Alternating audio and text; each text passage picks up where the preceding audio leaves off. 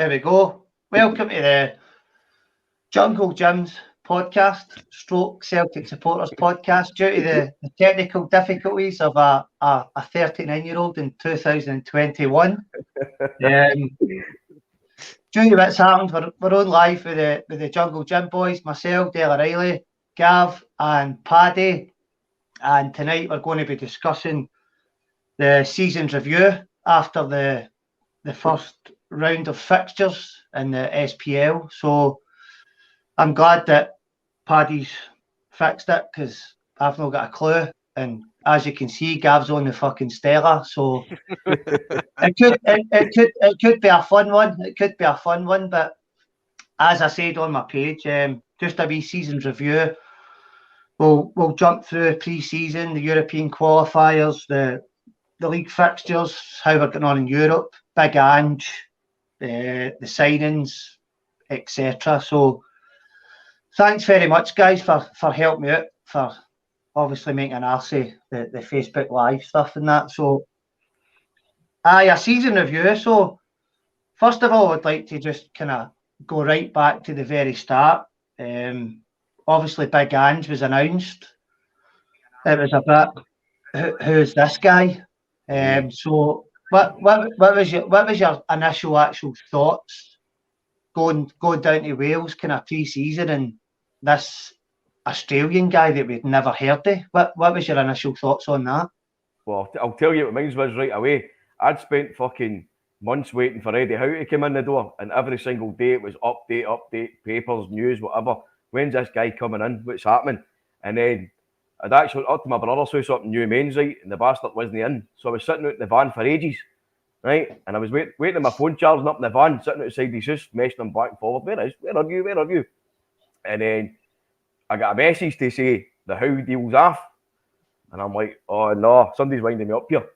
And then fucking I jumped onto fucking all the social media and that, looking at it. Sure enough, coming in, Eddie Howe deal off. And I'm like, oh no, man, I've been fucking waiting for this guy to come in for weeks. Fucking cut a month, what's happening here? So anyway, at my brother's, I was fucking talking to him, quite dejected and that, because I'd set my hopes up for Howe. And then I was driving to somewhere else to go and see somebody else. And then I got a message to say, Celtic's already got a manager in place. And I'm like, all right, hopefully it's going to be fucking Jose Mourinho or something.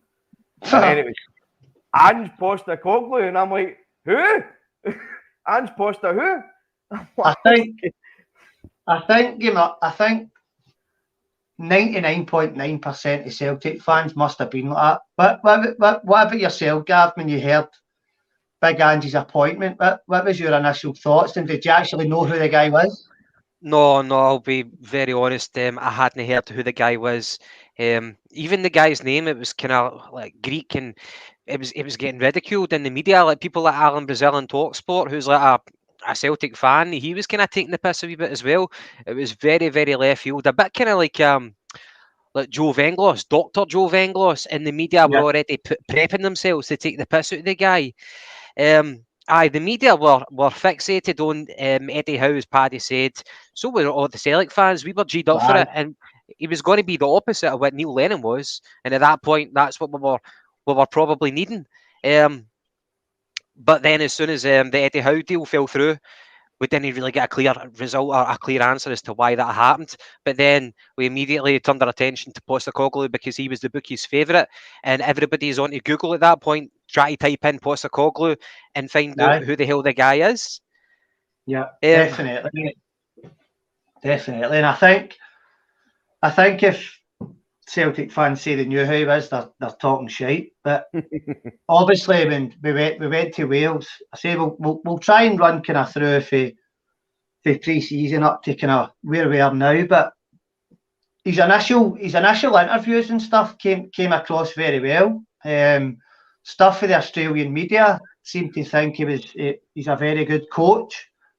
I think Sheffield Wednesday, Charlton, and Bristol and Preston, we were quite impressive pre-season, especially for me, the likes of Sean and young Moffat and stuff. Angie's interviews came across really, really well, and the Celtic fans were excited. He done the coaching session at at Lennoxtown with the microphones on, and after it was kind of a social media boom and everybody was excited in this attacking football and he was constantly on the players and all that. So after the pre-season stuff, seeing the likes of Moffat and Shaw for me is kind of, where is he? So what was your kind of thoughts after we played the 4 games in Wales and heard Dan's coming across in the media? What was your thoughts then, thinking this could be good, or was it the opposite?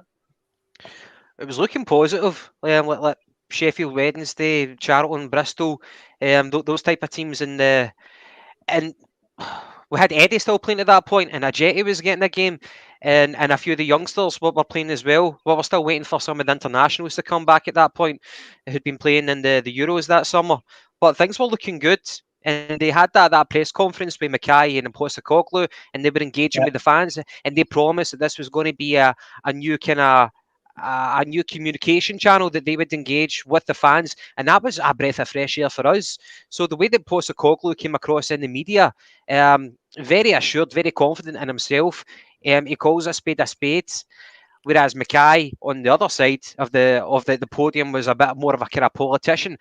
So you can kind of treat him with a wee bit of skepticism, because that's the type of ilk who would be befitting for a boardroom position. But Postecoglou came across brilliantly. I think the fans took to him very, very well, and it was only the media who was probably taking the piss out of him at that point to an extent anyway. Aye, definitely.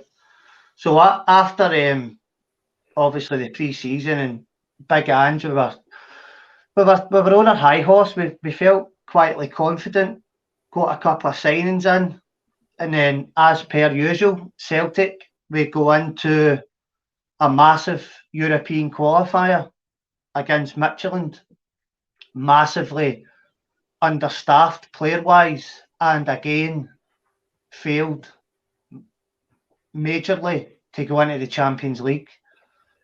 So what was your thinking along the lines of, fuck me, is this happening again, Paddy? Because it's been a thing over the years that come the end of May, after the Scottish Cup kind of time, and get into the transfer window, we're dragging our fucking heels signing players, and it's happened again and again and again, and it happened again this year.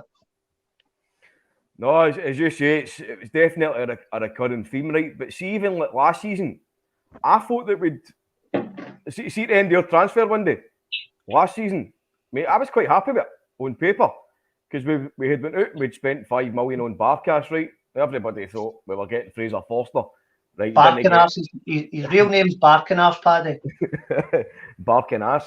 That's it, mate, that's it. But no, as I say, we didn't get Big Fraser back.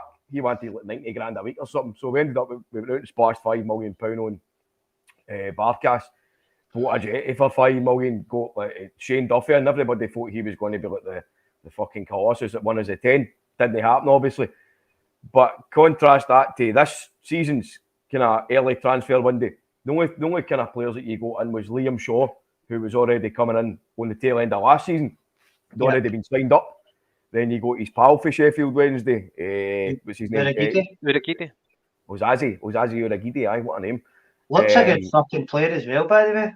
It looks a big unit, I know, didn't he? But he's another one that you've not seen any.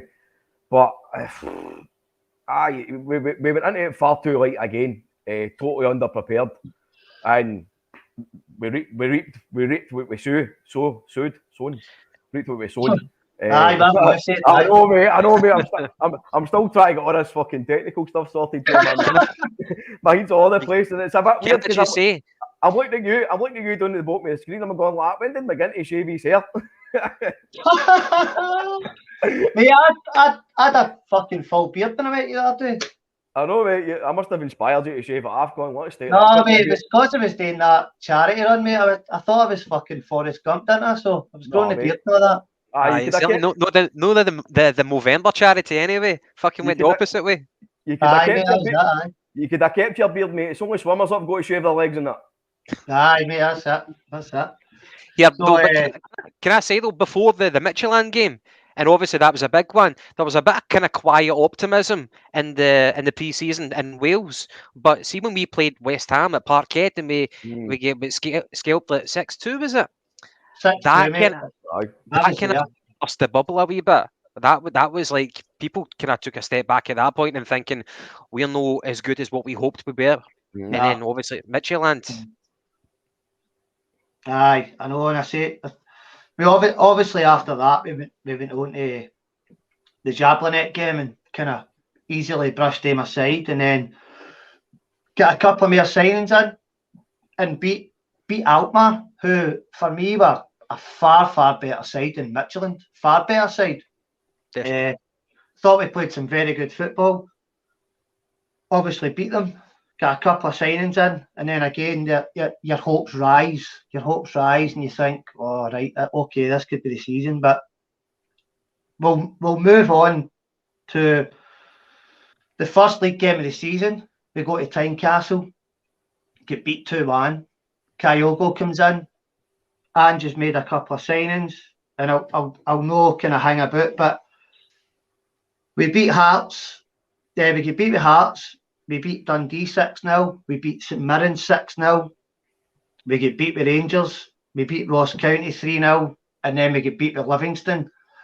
And then the social media goes sack Ange, and they're wanting rid of him, and it's a terrible start to the season, and sack the board and all this stuff. So for me, you need to give the guy time. But obviously we're kind of doing a season's preview. But what was your thoughts after the 3 wins and 3 losses, albeit smashed a couple of teams at home, but get defeated at Ibrox and get bet at Livingston? So we'll see the game that we had at Parkhead. We beat like Dundee 6-0. We beat St Mirren 6-0. yeah, we probably needed that to kind of G up the confidence in the squad. It was like a lot of new players that were coming in. They needed to get to know each other, get to know the manager, and we kind of needed a few home games, and we got like 12 goals in those 2 games alone, and the fans were obviously kind of getting carried away a wee bit. But that was after we'd already lost our opening game at Hearts, as you said, 2-1 in the capital. And then going into the Rangers game, getting beat 1-0. So we're like on a wave, and it's going up and down, up and down. I think that kind of like sums up where we are. We start to finish right now. It's a crest, and we've been told that Ange Postecoglou, for the people in Australia who follow him, they've said that it will take time for him to bed in to get his philosophy across. But whenever it does click, we're going to love it. But I think it's going to be an extended period before we actually see that click. I think it will be, mate, and I think that also the Celtic fans in the last 3, 4, 5 years don't give managers extended periods, which is quite sad, because we're in a position after COVID and losing the 10 and Neil Lennon getting the abuse he got, and it well deserved at some points, but doesn't sit very well with me, to be honest with you. He's a club legend and stuff, but his media stuff after he left's kind of soured his legendary status, because he's been acting like a bit of a prick. But by the by, so three losses in the first 6 games, and then the 6 games after, which I've looked at quite closely, look like 6 games that you win, and for me, we're top of the league if we do it. So I'll kind of run through them. So Dundee United at home, 1-1. Aberdeen away, we won 2-1. We beat St Johnstone. We beat Hibs, which for me, the first 40 minutes was the best performance of the season. Aye. Motherwell away, cracking performance again. Livingston at home. The less said the better about the weekend. So it's been so up and down. It's been fucking unbelievable. But we're 4 points behind them without, for me, hitting top gear, and without them hitting top gear. And that's the point that worries me, that they're still 4 points ahead of us, and they're no firing on all cylinders. So 12 games in, 4 points behind. Are you quite happy with that regarding the performances that you have witnessed this year? On you go, Gav. I think that the goal difference that we've got right now, I think we're on plus 19. Rangers are on maybe plus 15 perhaps, and that's after them getting a really big scoring victory at the weekend there. I think although we're only 4 points is it behind Rangers, we're second in the league, but the goal difference, that reflects a lot as well. It speaks about the potential that we have up front, that whenever things do click, we can go to a higher level that Rangers might be capable of. All we need to do is get everybody functioning, get everybody going in the right motion from back to front. I've said it already, but whenever we click, we're going to be a proper force, I think. And that goal difference, I'm harking on about that, but I think that speaks volumes about the potential, the levels that we can get to. And as you said, like, we're only the clocks have only just went back. You know what I mean? So still early doors in the season. Paddy forgot about that on Sunday. What's that? You forgot about the clocks going back on Sunday, didn't you? He was chasing me up London Road in a fucking Ford Focus like that. That you doing your charity run, Dale? How you doing, Paddy? Aye. Do you know what? I was talking to Dale the other day, and I was like, I'll come down and see you at Sunday morning, 10:30. I'll come down and see you on see the start of your charity run. So I was doing bits and bobs in the house, and I looked at the time, and it was still all right. And then the missus went like, "Did you turn your clock back yet?" And I'm like, "What do you mean? What do you mean?" She says, "The clock's went back." I'm like, "So it's no fucking." I'm like, "Oh no!" So I jumped in the motor. I thought, right, it's only fucking 20 minutes later than I should have been. So I goes down to Celtic Park, right? He's on his journey. I says, right, I bet you the bastards went along London Road. So I'm driving along. Sure enough, there was fucking Dale with the end part. What's that? Was it up at Wixie's or McDonald's or something? I seen you in it. It was a Starbucks now. That's what I'm saying.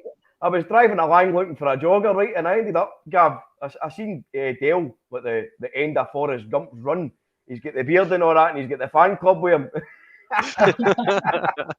I says, I'll drive on a wee bit and go to the motor. So I was standing there like a fucking big statue like that. What's happening, Dale? He's like, oh, you. No. But listen, mate, it was much appreciated to coming out to see me, man. I really appreciate it. No worries. So, 12 league games in the bag before we go into the European stuff. So, what kind of grade are you giving the Celtic after 12 games? For me, it's a kind of fucking C-. I think we could have done a hell of a lot better. So if you're grading us, what you giving is, don't want to do the A, B, C- stuff. So 1 out of 10. What's your league performance stuff? I'll get a 6. Aye, 6, probably. Because we have at points played brilliantly. I mean, you've got big wins against St Mirren. You've got great performances against Hibs. There's just been too many games where we've kind of faltered and no learnt, i.e. the back to back with St Mirren. The fucking obviously the game at Ibrox, you know, we could have definitely come away from there with a victory. We just never we weren't critical enough with a few kind of dodgy misses. Edward being one. Kyogo really wasn't in the game because he was shifted out left for Eddie, who wanted away. Games like Dundee United, as you said. So it could have been worse than it was. See if we hadn't beat Aberdeen. Aberdeen, I think we possibly might look back and see that as a turning point, because if we hadn't beat Aberdeen and then went into an international break on the back of defeat, that would have the morale. You know what I mean? Aye, definitely.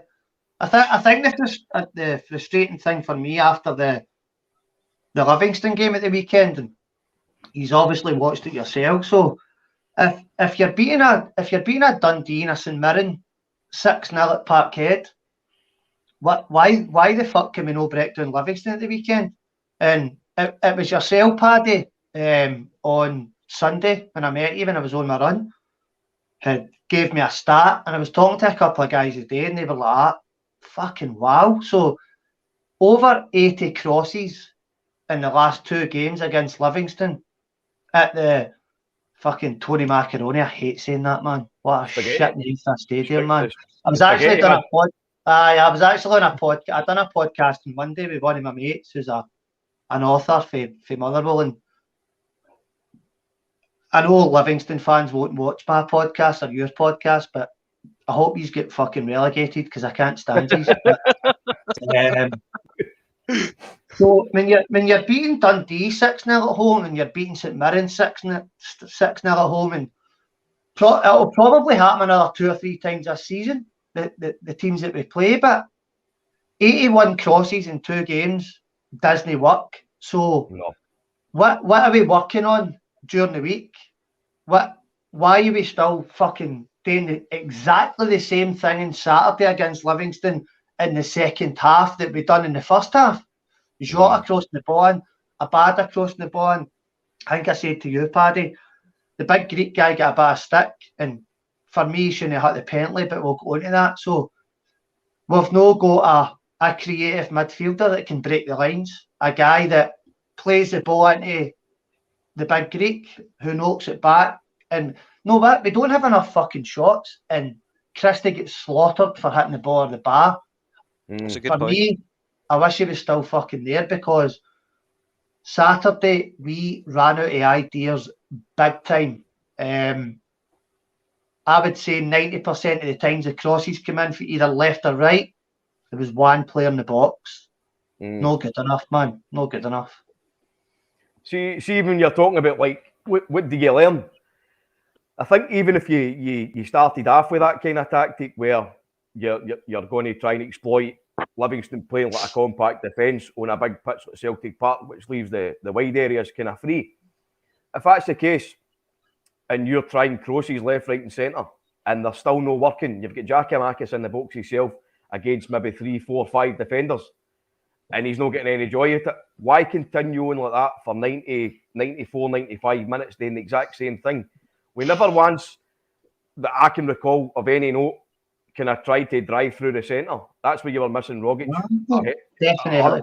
100%. I wouldn't go as far as wishing Ryan Christie back, so I'll disagree with you on that one. But I see where you're coming from about even somebody that would just have a dig outside the box and try and take the keeper. Exactly. Because if it's not working one way, don't continue to try it. Tell the players to go and do fucking something different. You know, I've seen guys saying oh, it's the players' fault, but well, surely God, the manager must have been like half time. It's not working, guys. See if us 3 dafties can see it working on the telly. One dafty and 2 lovely, knowledgeable guys. You know what I mean? If we can see that, how's Angelo telling them in the dressing room? By the way, listen, go and try and do something different. They're crowding you in the box. You're not getting a sniff out wide. Even your crosses coming in are they paying off because there's too many defenders. They're not paying off, mate. And I just thought, for me, and I'll ask this question to Gav, the Livingston game, after a certain amount of time, it looked as if we'd plan A and fuck all else. Yeah, very much so. Whenever you saw Postecoglou in the lineup and Kyogo dropped, you're thinking, right, we're going to see plan B today. But they just changed the personnel a little bit. The style of play was still the same. You can't win every single game by playing pure football. I know that Ange Postecoglou has said it on a few occasions where he wants to play football that would make his own father proud. I don't want to hear that phrase anymore, because you need to kind of change it up. Yes. We're talking about earlier on where we had people like Dundee and St Mirren visiting Parkhead and they were getting scalped 6-0. So why are Livingston able to change it about? Maybe they're just a wee bit more cuter in terms of their defensive shape. Maybe they're just a bogey team. But Celtic need to, whenever you're playing flat in the opening 20 minutes or whatever, the manager needs to be able to recognise that. I'm a little bit concerned. By the way, I'm totally behind Ange Postecoglou. I'm not calling for his head. I never have called for his head. But I am concerned. Is he the type of man who's willing to live by the sword, die by the sword? Is he willing to die by his own principles? He needs to change it up. It's Scotland. It's not La Liga. So he needs to be flexible. Aye. I've just tried to read that comment there, but I missed it. They'll still get Able to back bring in. up again, Paddy? Was it Joe? Joseph Agnew. So he's saying the problem is all the time not changing, not an idea. Got the ball outside the box, broke away, nobody crossed into the ball, Turnbull and the rest jogging behind. Aye, that's what I noticed as well, and that's what I said. So every time a ball came in, left or right, the big Greek boy was there.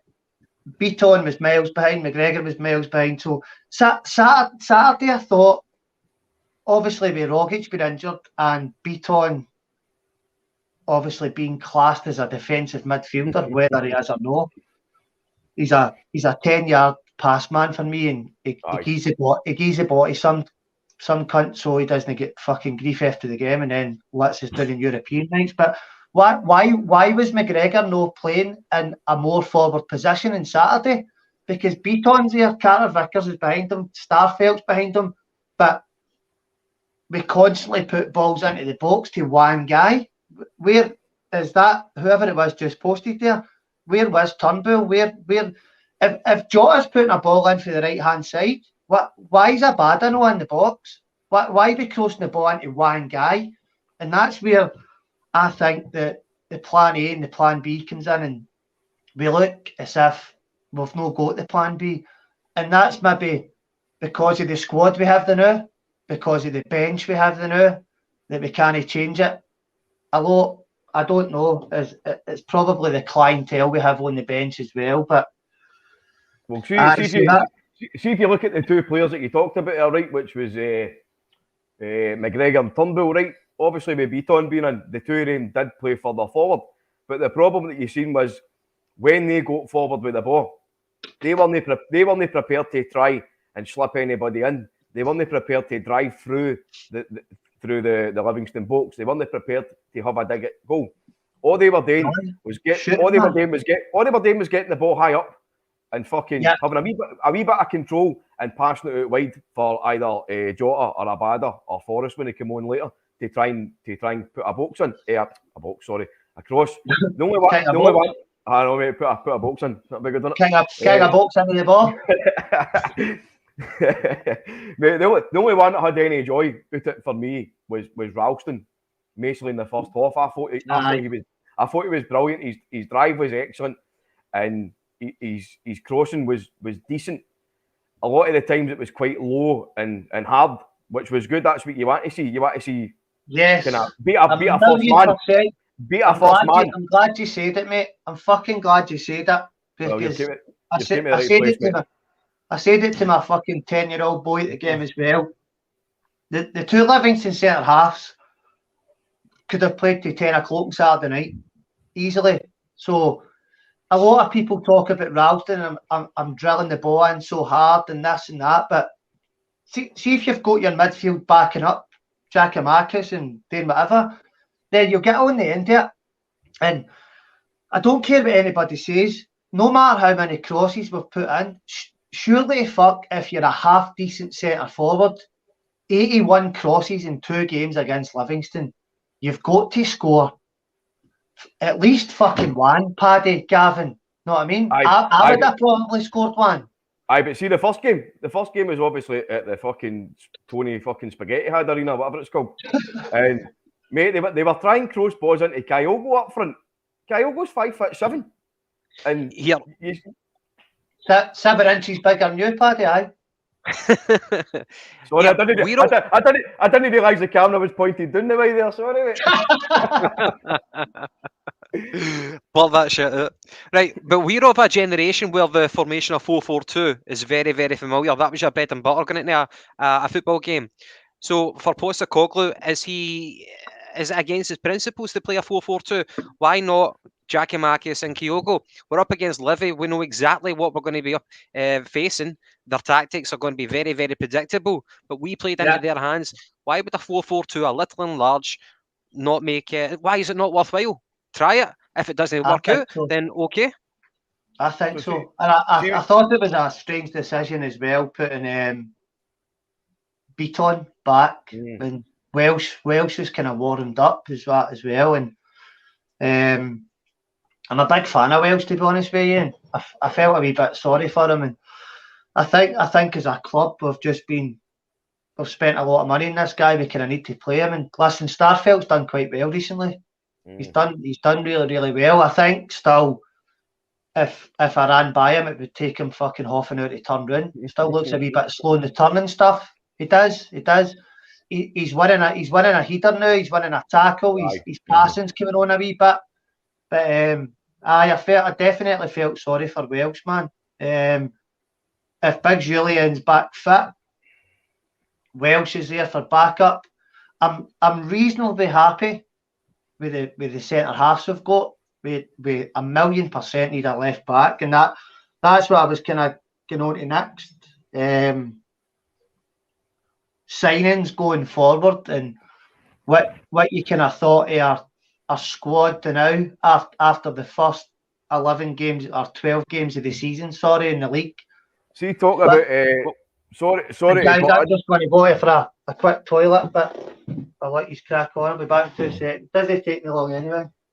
I'll wait. I know he's got to sit down for a pee. I heard today, Gav, that Conte or somebody representing Conte, obviously he's took over Spurs now. He's got somebody to contact Celtic and say, listen, we really, really want you to sign Carter Vickers because we want to free up funds. Really? Aye, but I don't know. I don't know what the point is anyway. Conte is in the door less than 24 hours, and his immediate thoughts are Carter Vickers. Aye. No, well, I'm assuming it's not him personally, but they done the same. They done the same at the start of the season when probably wants to have an advantage. Aye. That's what I'm saying. They done the same at the start of the season when what do you call him that gets sacked? Nuno Gomez. Nuno Gomez. No, that's a goalkeeper. Nuno Espirito, whatever his name is, Santos. Aye. Nuno Santos. They done the same when he came in at the start. That's how we ended up with Joe Hart. It's because they wanted players at the door, so we ended up with Joe Hart for £1 million. That's me, son. Repeat. That's what I was saying there, Dale. I heard the day that Spurs, obviously they've got Conte in as a manager now. Somebody's going to contact with Celtic to say, listen, Gonny, please sign Vickers the new because we need to get money together for transfer funds. What I did, Gavel maybe know a wee bit more of yourself, but Carter Vickers is in the last year's contract, isn't it? At Spurs. Aye, but we've already got an agreement in place to sign him. Aye, but there's a kind of cross-border fee or something like that, but we can sign him in January. Is that right? Mate, I might be talking piss, and I've been doing a podcast for about a year and a half, and 90% of it I've watched back and done. Talking piss here, mate. But I think his contract runs out. Hope Dale lost his horns. Nah, did I fuck, mate? No.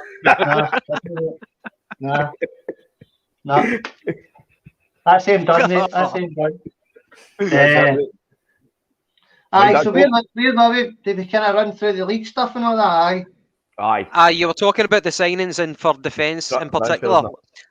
But by the way, can I say for left back? So we call it the left back lottery in our podcast. But we've had 5 different players represent Celtic at left back this season, and 4 of them are left backs, and one of them is a right back, Juranovic. We signed him for 2.5 million, and he goes to left back. I understand that because Ralston at the moment is undroppable. But we've had like Greg Taylor, we've had Liam Scales, we've had Paddy, help us.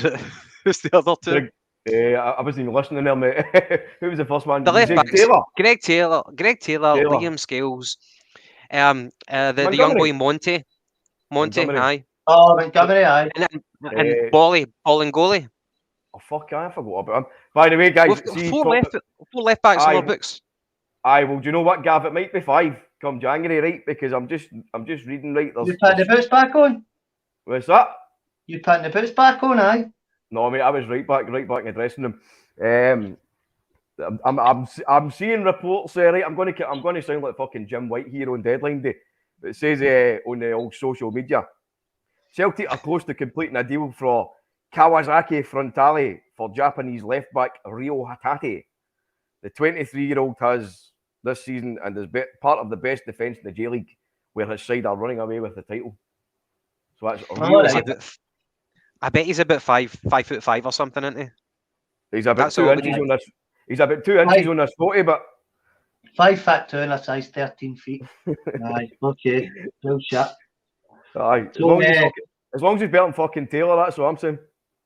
aye, I'm with you, mate. I know that, and I've said it on my podcast on numerous occasions.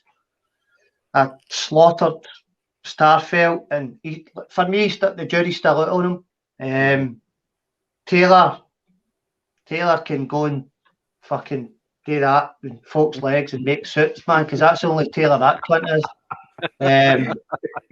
Ralston, definitely, mate. I've destroyed the boy, man. I slated him, and So know what?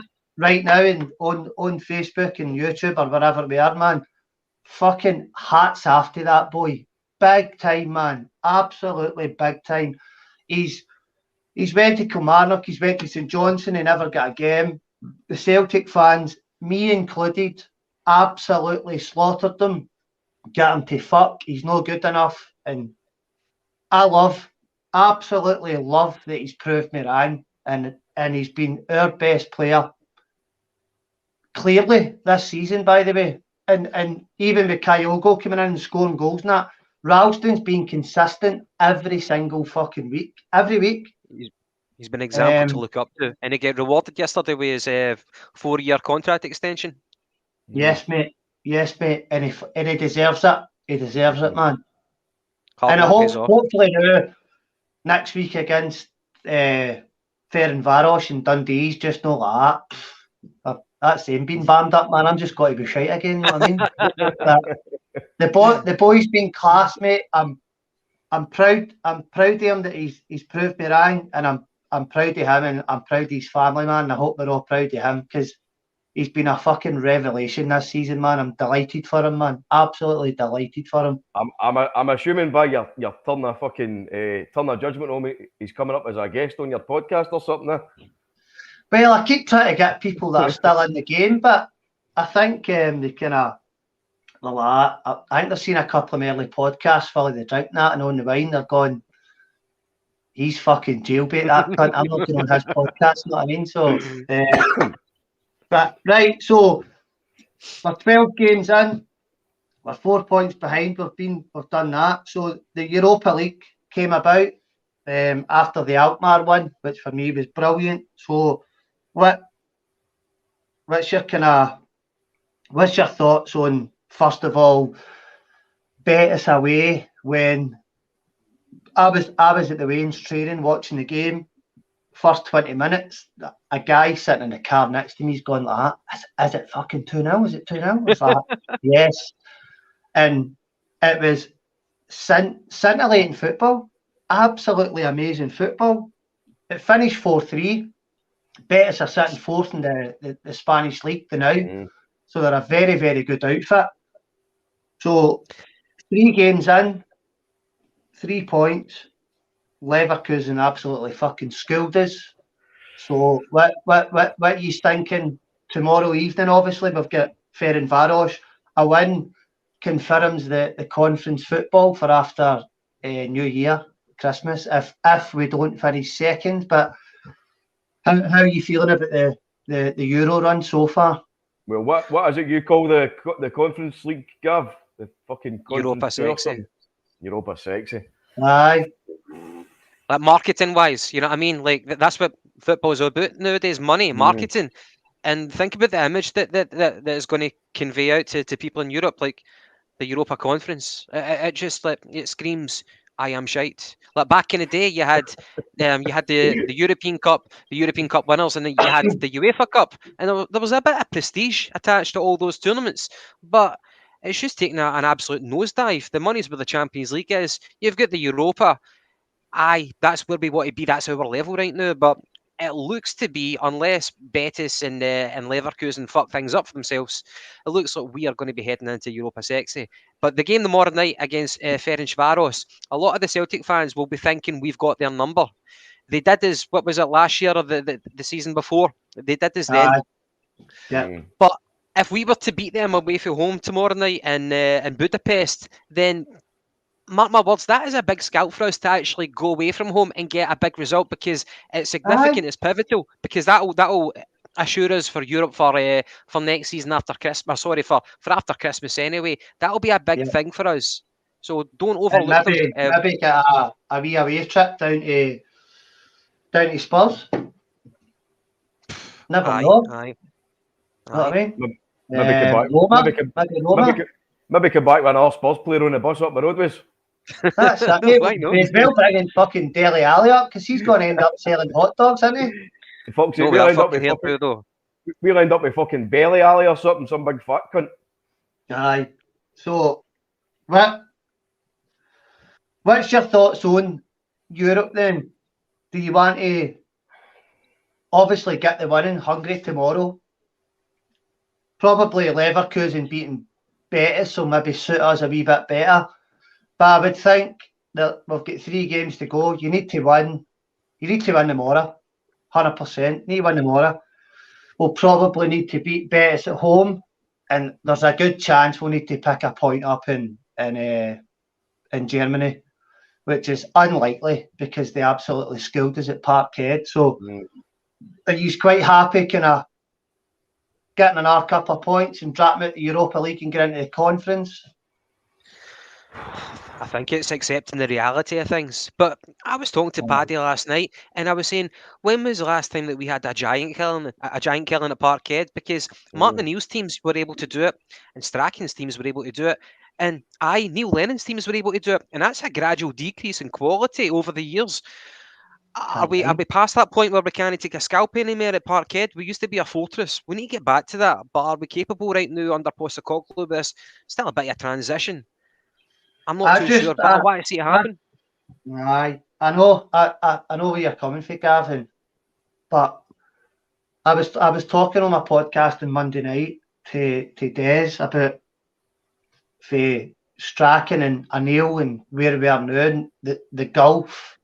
Not just in class, in money.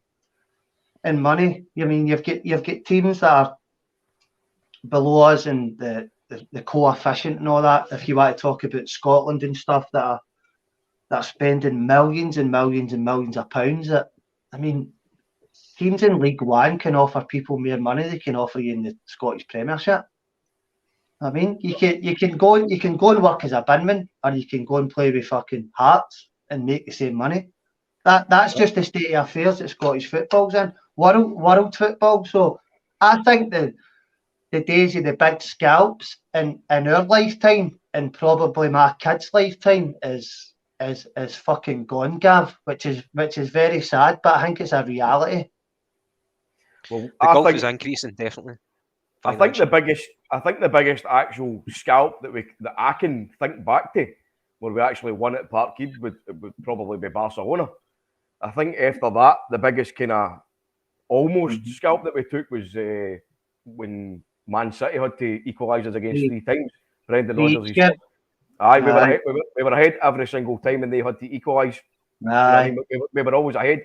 I don't remember anything after Man City where we nearly took a scalp. We've been absolutely pumped left, right, and centre every single time that we went out.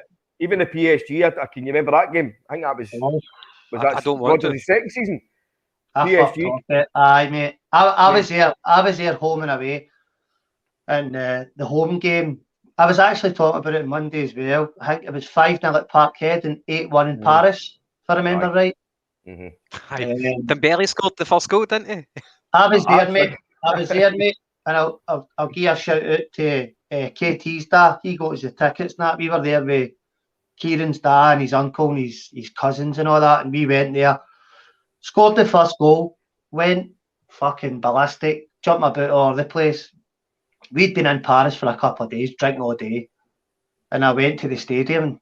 We'd been drinking cider all night in the Parc des Princes, and I'm going, I'm getting fucking soberer here, man, as the night gets on. What's the fucking crack here? It was non-alcoholic beer and cider they sell in the kiosk, man.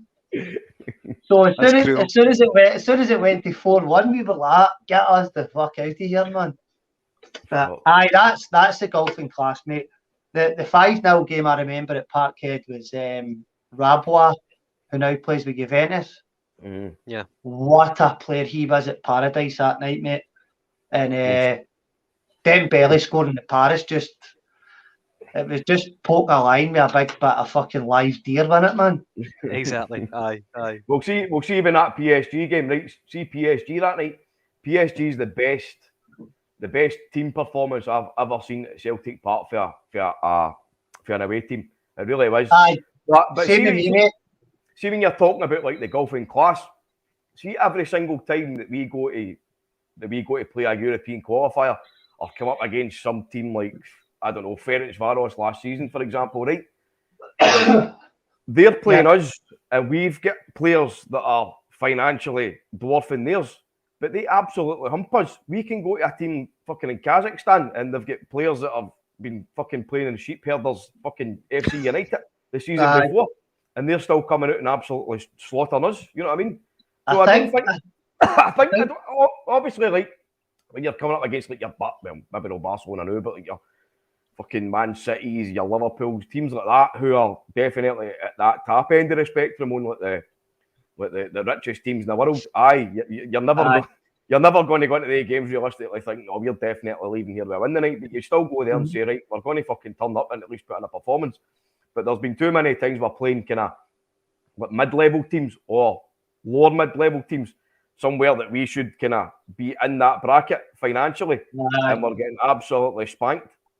Do you know what I mean? Listen, your teams like your Athens and your Michelins and all that, it just kind of shows you what kind of level we're at. But we kind of ran through most of the stuff, and so I was wanting to also talk about Angie's signings and where we're at and where we need to go in kind of January. So what I've got wrote down, you'll probably let me know if we get any different. But so at the start of the season, we've got Kyogo, we've signed Shaw, Vickers, Juranovic, Starfelt, McCarthy, the big Greek. We've signed Abada, we've signed Jota, we've signed Harps, we've signed Uragide, we've signed Scales. So we've signed the best part of a full squad. A full first 11. If you look through the guys' signings, you could probably start a full new 11, minus your Ralstons and McGregors and stuff like that. So, how do you feel about who we've signed? As obviously the squad's not good enough, but when I looked pre-season stuff and I seen Shaw, young Moffat, Montgomery, even a Jetty maybe scored a couple of goals pre-season. So, what's your thoughts on who Big Ange has signed and what we need in January going forward to hopefully push on to win the title? And are we also still in a fucking title run? Well, see, for the incomings, we've done our usual every summer. We buy a few of the young English players, like exploiting the kind of the cross-border policy, where you've got the players coming through the youth ranks, and we only have to pay them a tuppence amount compared to if they were to go to another English team, such as your Liam Shaw. We've got a guy called Joey Dawson. We got for Scunthorpe, Uragide. Even a guy called Boston Lawal. But me and Paddy and McGinty, we went to one of the Celtic B team games, and we saw Boston Lawal. The guy is head and shoulders above everybody else in that team. But the gulf between there, he came from Boston Lawal, came from Watford. He was like the player of the academy. He won that award for the year, and he was playing in the centre of defence for the Celtic B team. Head and shoulders above everybody, but the gulf between that team and the first team is probably massive, and Uragide is probably in front of him in the pecking order. So we've done the kind of that predictable trait where we exploit the cross-border rules. We've got a few players in of that ilk, and then we've got a few experienced guys like Starfelt in Russia, 26 for Rubin Kazan. So you would think he's going to be a dependable guy. He's certainly taking his time, whereas Cameron Carter-Vickers comes in on the last day of the season. He's really not played that many senior games, although he did play for Bournemouth last season. He'd done very well, and I was surprised that Bournemouth never tried to take him up and get him a permanent deal. But he's been steady as a rock for Celtic. He probably doesn't get enough plaudits from what he deserves. But on top of him, you've got Joe Hart, and I'm going to hold my hands up. I wasn't enthused whenever I heard Joe Hart was rumoured to come to Celtic. There But was that, mate. My God, he has proved me wrong. The I think, experience.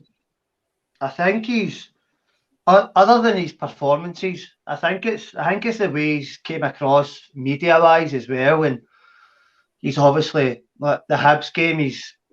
And even at Parkhead, he's went into the disabled section and gave kids their tops and their gloves and all that. And I think he's been maybe portrayed down south as a bit of a prick or a wee bit of a sulker, being dropped by Man City and stuff like that. But for me, watching him and listening to him on social media, I think he's possibly just came to Celtic at the right time and been a brilliant fit.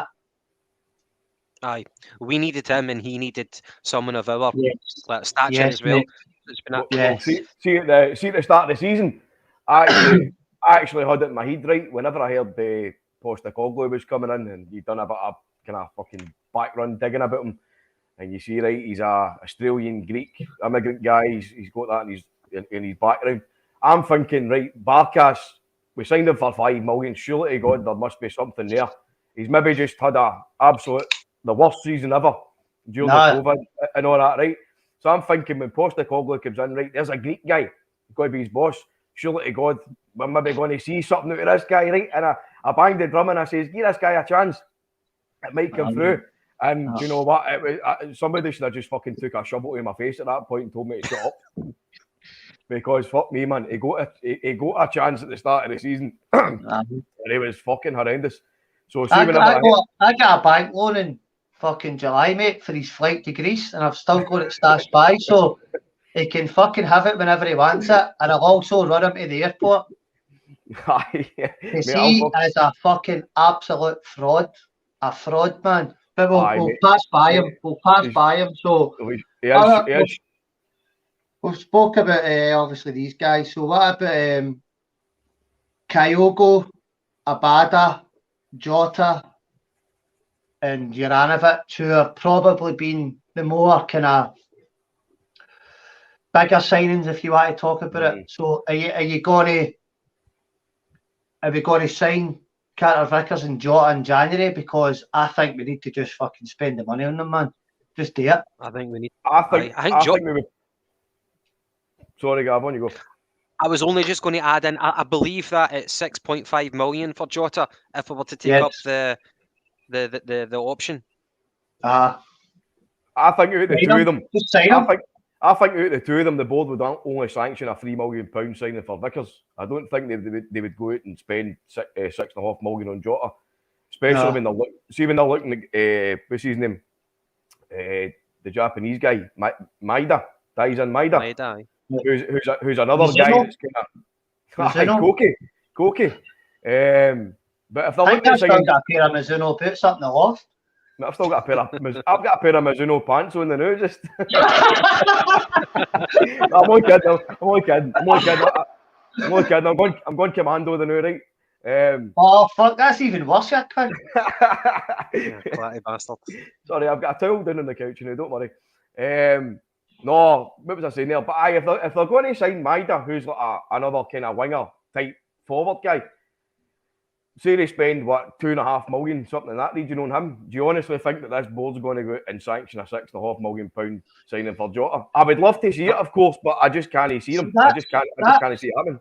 I know, and that's what we don't know. And Dominic Mackay was there for 48 days or whatever the fuck he was there for.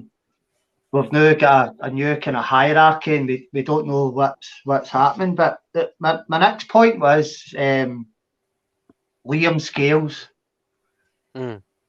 Gav, I'll not even say anymore. I'll just let you take it away, man. Well, as I said, we've had like 5 players now at left back. When I heard that Liam Scales was rumoured to join Celtic for Shamrock Rovers, a few of the kind of cynical Celtic fans were talking about how Dermot Desmond is a shareholder with Shamrock Rovers, and they were dubious about that link. Me, I was happy with it. I was racking through the YouTube videos trying to find a few clips of Liam Scales. Managed to find a few. So he was originally a centre back, but he can play at left back or left wing back. For last season, Yes. he was playing at left wing back and he excelled. He got a few goals. He's got athleticism. He's about 6'2", 6'3" maybe. He's young, 23 years old, and he's got the X factor. He's Irish, which we all love. He's going to be, if he does it at Parkhead, he'll be a cult figure. Celtic fans just kind of latch onto that. I really want to see him do well, but he played in a qualifier for Shamrock Rovers, maybe one or two qualifiers, because it was obviously a two-legged affair. But he played in at least one of them. And then he signs for Celtic, and he's barely kicked a ball for us. And Ange Postecoglou, who said that he's not really up to fitness yet, which is a bit of a mystery. If he's fit enough to play for Shamrock Rovers in the Europa qualifiers, and why not for Celtic? When we signed him, I think, correct me if I'm wrong, was just kind of pre-Livingston, and they played ball and goalie, and then midweek we played Raith Rovers in the League Cup. So they played ball and goalie in the Sunday, where you beat, and then we played Raith Rovers midweek, and that's when you're thinking, right, okay, chuck this guy in, and he's played fucking like 26 games in Ireland, and as you say, he's played Euro qualifiers and all that. So the Raith Rovers game he came on, I think he played maybe 28, 29 minutes, half an hour.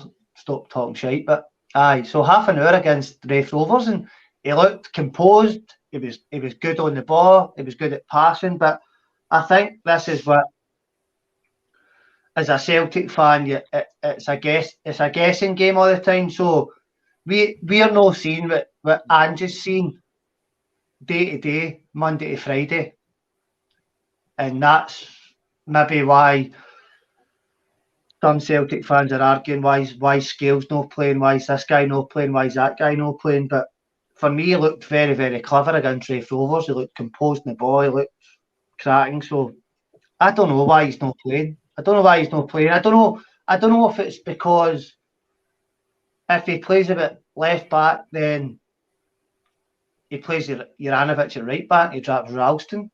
Is that maybe in the back of his mind? I don't know. Your guess is as good as mine, mate. But see, in terms of left back, as we usually say, it's like fucking the left back lottery. Who's got the jersey of the day? You know what I mean? You started off with Taylor, then you've ended up with Montgomery, then you've been with, what do you call him, Bolly. Then it's been fucking back to Montgomery, then it's fucking Juranovic, then it's fucking whoever else it is this week. Do you know what I mean? But Scales came in, and it's another signing. And see the left back area whenever he came in at that point, we were getting terrorised in that area, especially kind of aerially. When you had Montgomery playing, he's like 5'6" or something, and every time you were getting long balls. Leave that big on you. Aye. But you were getting the long balls down the right hand side, and then Scales come in at 6'2", and you're thinking, right, go and stick him in. He's come on. He's looked fast. He's looked as if he can pass a ball. He's got a bit about him size wise. He's got height. Do you know what I mean? He could be the perfect foil for the likes of like your Starfelt, who was playing on the left hand side of defence at that time, and wasn't doing very great with dealing with aerial balls. And then he just went right out of the picture again for fucking Montgomery or Bolly. And you're thinking, this is absolutely mental. And it all seemed to be dependent on getting quicker guys up who could kind of slot into midfield. So right away you're thinking, what's the point in having an actual fullback in your team if they just want to go and be part of like a fucking six-man midfield and leave two defenders at the back? It was bizarre. I couldn't fathom the tactic. I really couldn't. I thought it was mental. It was as if like something like fucking a Wayne had drew on a fucking bit of paper with a crayon and just submitted it. Do you know what I mean? But like say like Ralston's kind of shown that over the last few games that's how the tactic came up, because when they're attacking, he can slot up and he can drive forward as long as he's sharp enough to be back in defence when he needs to be back in defence. Aye. But Juranovic, who's currently operating in the left back role, he's obviously a right back.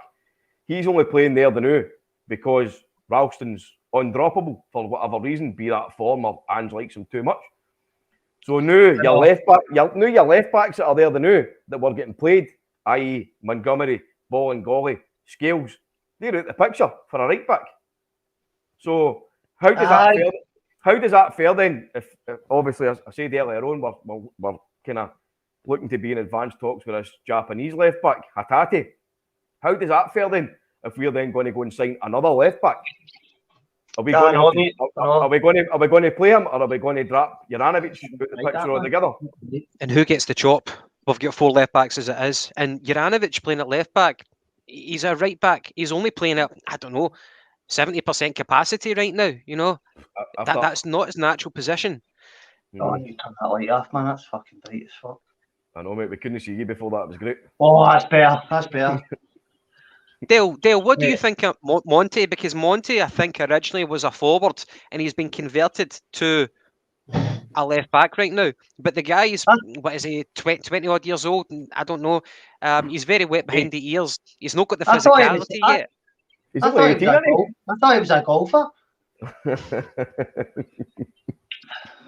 There's some name though in it, Montgomery. You know what I mean, sounds like a Bond villain or something. I don't know, mate. I think he's just he's a young guy that's been through in. But if you look at KT and you look at McGregor and you look at other guys have been put into the Celtic team at a very young age, then I think it's whether or no they can handle the fucking pressure and whether or no they can handle wearing the tap and whether or no they can handle the crowd. And I don't know. I think the wee boy's got ability. I think in the next 10, 15 years, he could be an absolute superstar for Celtic, to be honest with you, because I've seen the best of him and I've seen the worst of him.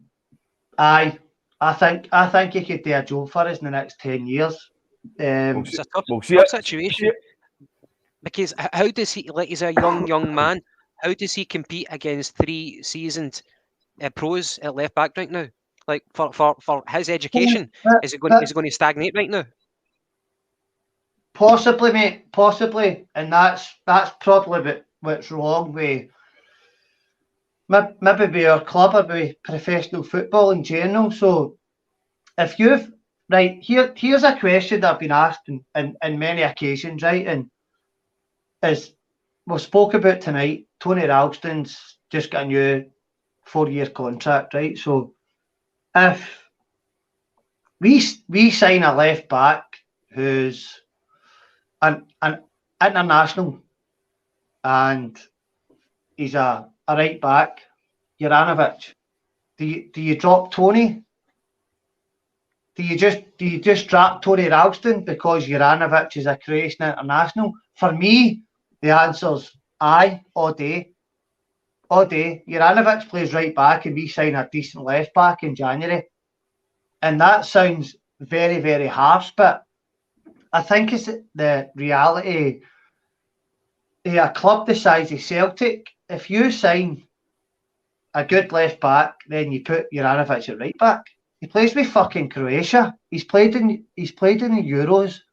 And I think Tony Ralston would be hard done by, but that's just what happens, man. So I'd say that at the start of the season, see whenever it was Taylor and Ralston at the beginning of the season, I thought, fuck me, just sign anybody just to get these two at the team. But again, as McGinty is usually always, he said it at the time.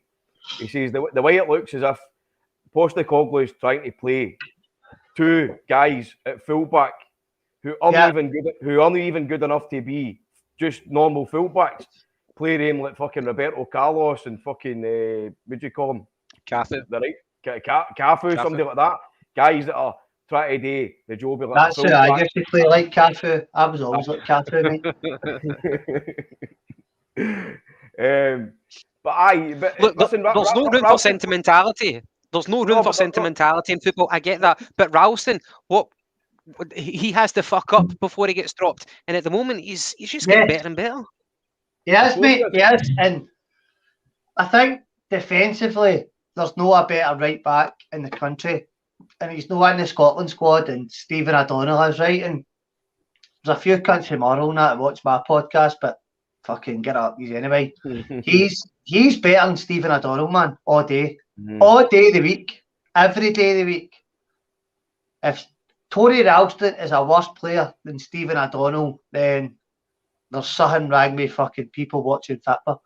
Tony Ralston should be in that Scotland squad every single day of the week. On recent form, there's no argument. Absolutely no argument about it, man. Well, see for me, Steve Clark and his loyalty. I couldn't give a flying fuck if he's not in the Scotland squad or no, because there's less chance that he's going to get injured. But you can see well, that's exactly why the point I made, because I'm quite vocal on social media about as long as the Celtic players don't get injured, going to give a fuck. But exactly, I love Scotland, honestly. Swear to God. I can see why it would benefit, obviously, having Ralston as your first choice right back for Scotland, because with the experience that he's gaining this season by being right now, as it stands, your first choice regular at right back, he's going to gain that at an international level. But as I say, me personally, I couldn't care less, because it's the same way. It's the same with Juranovic. He's obviously, as you said, he's Croatia's number one right back, but they know he's not even good enough to get into your team because of Ralston, and that's no slight against Juranovic. But I think you need to play players on merit, and especially in a season where you're trying to change your team round, you're trying to change your formation round, you're trying to change your mentality round. For me, the now as it stands, and this is a total reversal for what my views was at the start of the season.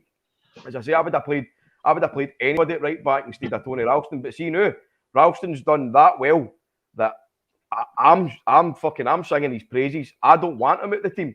He's the only guy in the team. He's the only guy in the team now that I can trust consistently to bring in performances, and that even goes by like Kyogo, anybody else, because nobody else is doing it as consistently as Ralston's been doing for the last 6-7 weeks, and he's earned his contract 100%. So I'm going to bring up some controversial stuff. Oh yeah. I'm going for a pee again, but I'm busting, man. I think when I fell asleep last night, somebody gave me the bladder of a fucking 90-year-old. You know what I mean? No, folk could be on Facebook like, is he fucking touching himself? No, I'm busting, mate. I'm busting. I think the only thing is going to be controversial. I've got a couple of controversial things to bring up, and I've got a couple of stuff to bring up for Paddy, and I think maybe one of the ones Gav will be quite happy about as well. But the season ahead and the Euro hopes for years too before I piss myself, and then I would like to talk about the Rangers, the referees, and the penalties, because I've wrote down some stats, but if I don't pee, I'll end up pissing the paper, not the ink will run. So hurry up, mate. I'll let you talk about January signings and what you would like to bring in, and I'll know hear it before I come back. So if you want to talk about me, I couldn't give a fuck. But I'll watch it back tomorrow. So just fucking watch me your day, alright? Aye, just you fucking listen back tomorrow, pal. That's what I was going to say. And the only thing that's going to be controversial is whether Dale stands up or sits down for a pee. I'm fucking sitting down.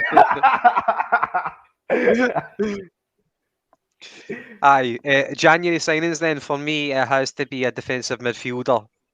We've got Beaton, we've got Soro, and we've got McCarthy. McCarthy is still a bit of a mystery, a 4-year contract. I don't really know how we sanctioned that, but I'm not saying that we drop McCarthy completely. He still gets another bite at the cherry, and Beaton for some reason is just the kind of the mascot. Him and Hoopy, the Hound, are just going to be haunting Celtic Park for years to come. They'll never leave. That's exactly about the right term for that, Beaton, because Beaton's fucking the bogey man that keeps haunting this team. They just keep rolling him out every now and again. Do you know what I mean? And that's something I was going to say earlier. I totally forgot. see when you're talking about like centre backs, and that, and obviously we spoke about it the other night with who's going to come in for Starfelt. I think I would like to see Stephen Welsh come in, right? But I think Beaton will come in. But where that's going to annoy me is that a lot of people have kind of criticised Welsh for making kind of big mistakes, right? And he's obviously he's a young centre back. He did fairly well in his stint early on, and then he was dropped for whatever reason. But when people criticise him for making big mistakes, this cunt Beaton always gets rolled out to play at centre back. What a player! I away you back for a push, mate. Beaton's a failed midfielder that goes to centre back every time that we need a centre back because we're always ran out of centre backs because they're injured. But see, every time he comes on, he makes the fucking biggest fucking fuck ups imaginable on the European stage at Ibrox. Every time, how many times has he been sent off or given away a stupid pass, and everybody's quick enough to jump on the likes of Welsh. But Beaton still gets played and he just still gets rolled out the cupboard like an old jumper that you bring out at Christmas. You know what I mean? Still got all the mothballs and that on it, and you're like, oh, here's Beaton out again. Fucking Halloween decorations. Aye. I was saying that defensive midfielder. You've got Sorrow, you've got McCarthy, you've got Beaton. None of them have really taken the bull by the horns. McCarthy probably has not done that. Sorrow. He's a maniac, a heedless chicken, mate. I was wanting me Sorrow to get a shot, right? Because I'm thinking, right, brilliant. This is the time to bring him in. We've got the Poundland and N'Golo Kante, and we ended up with fucking this absolute crackpot that just runs about.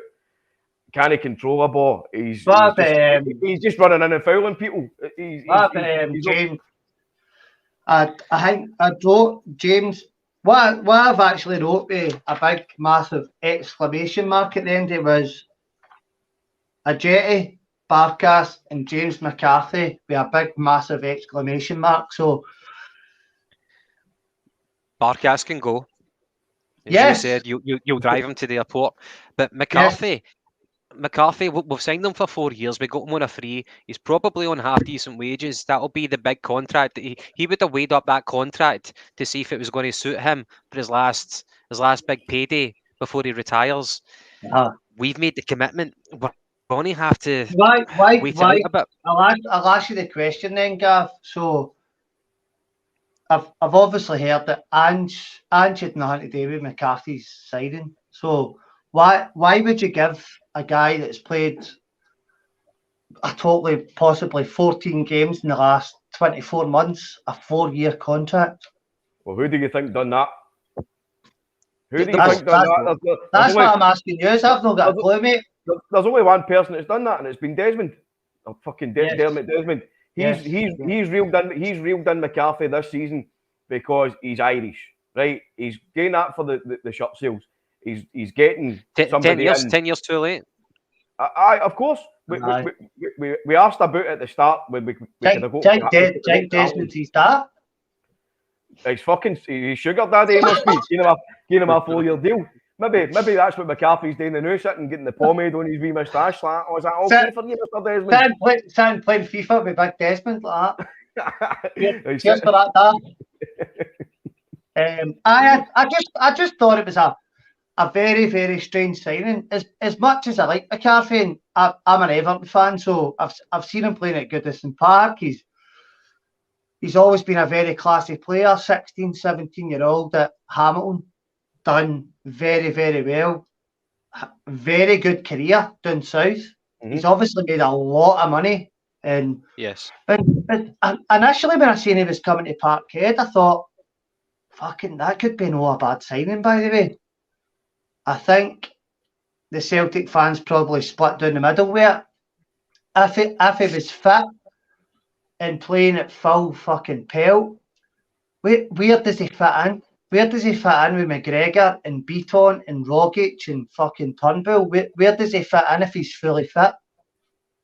Well, you looked at McCarthy coming in and you thought right away that he was going to be one of the players that would help to fill that leadership void when Bruni went to Aberdeen. Yeah. And you're thinking that he's going to be a guy that's going to offer a kind of defensive midfield shield when you've got guys like McGregor going forward, Turnbull going forward, Rogic coming into the fold and playing like a man possessed. You know what I mean? But it's just not happened. And I don't. Is he injured now or what? Oh, No, he was on the bench at Livingston. right. So he's just not getting a game. So does that? Is it? I was thinking the other night. Does that mean for a tactical perspective? But then we've played Beaton. Do you know what I mean? I think he got the wrong stadium and he was in Tony Macaroni's up at the Livingston Stadium. I think he was like, fuck, I'm in the wrong place here. Sitting there tucked into a microwave pizza like that. Aye, but listen, he's the guy's got quality. It's been proven, north and south. If you've seen him playing at full pelt, he's a fantastic player. I think a lot of Celtic players, and Gavin's kind of fucking nodding, going, aye. I was kind of semi-delighted when they signed him, but I don't know if it's been a backhander and it's been one of these signings that a lot of Celtic fans are like, fucking 4 years, 30-year-old, why have you signed him? You've heard of these deals where players who've got massive injuries in their history of a pay-as-you-play. We've went the exact opposite of that. We've given him 4 years. We're going to have to just get used to it. He's going to get another bite at the cherry.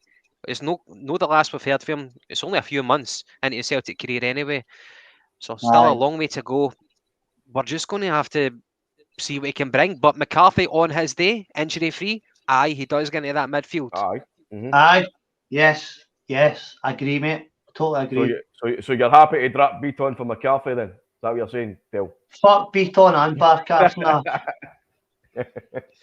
And a Jetty, don't forget him, mate. No, I've already forgot about him. What about Scott Bain? Is he on your hit list anywhere? I like Scott Bain. I like him, man. Is the boy Hazard left us already? I think he's a cracking cunt, that, no? By the way, he is a nice guy. Last season when he broke his horn, I took a wee man down to the football. What did he punch Barkin ass? He must have fucking punched himself. He must have punched himself trying to save a shot or something. But it broke his horn. As I said, took a wee man down to the game and met him outside the stadium. Absolutely brilliant. Took the time to go and give everybody autographs and that. Spent a lot of time kind of talking to the Waynes and that. So he was a really nice guy that way. But a goalie, that's another guy that's just sitting there like a bit of deadwood. You know what I mean? Because I think fucking Barkas is probably your backup keeper. Which is surely no, man. Surely no. Which is He's shocking. Not been on the bench in a while. I bought a pair of gloves out of Sports Direct yesterday, mate, and I think I'm behind that. Fucking Fabian Barthez, Mark II. Aye, mate. Aye. So after all the chat that I've had, what I wrote at the very bottom was the Huns, the refs, the penalties. That's what I wrote in bold writing. So the Huns, the refs, the penalties. So I don't know who wants to start on whatever column of that fucking 3-barreled word I've just shouted out, but 66 games was the last time a Rangers player gets sent off. Well, I'll tell you what, Gav's a bit more kind of diplomatic. Well, if that's what you want to call it, I seems the COP 26 is in town, right? You can be the peacemaker on this one, right? Because I'll probably go into this fucking mad mental tirade. So you batter in, let the do-gooders kind of have their moment. No, that I'm calling you a do-gooder, Gav, but you'll probably be the pictured boy for the impartial squad. So you batter in, mate. I'll go get my machete Picture of John Beaton like that. Yeah, fucking dirty bastard. Never mind a fucking picture. Get the cunt himself, man. He just dives in the corner for me. I'll phone a couple of the boys, mate, and get kidnapped. Mate, I drive. I'll be there in 10 minutes. Not my views. Just a kid on him. Yes, just John Beaton, you cunt. Just light-hearted banter, of course. Of course it is. What I would say is that VAR cannot come quick enough for us to fucking put this to bed once and for all. Whenever it does come in, they already had the meeting there at the start of the season. They're going to vote on it. And I hope to God it's going to be unanimous. It's only going to cost every club about 80,000 per annum. And the clubs can afford it. Is it? Even better, because 60 grand a year, allegedly, Gav, aye. Sorry. Well, it needs to happen. There's no excuse for it. They need to vote for it because Scotland can't be left in the prehistoric ages when it comes to world football moving forward.